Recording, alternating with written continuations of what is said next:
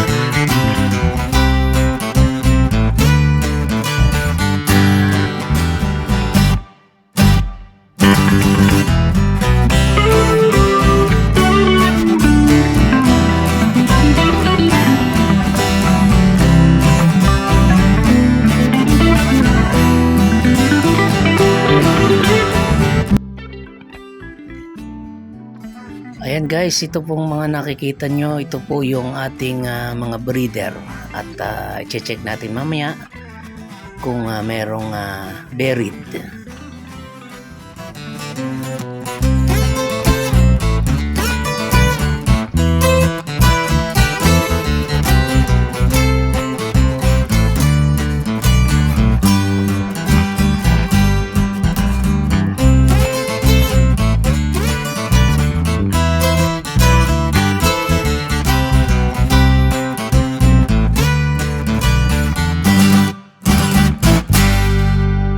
Guys, as of now, wala pang buried.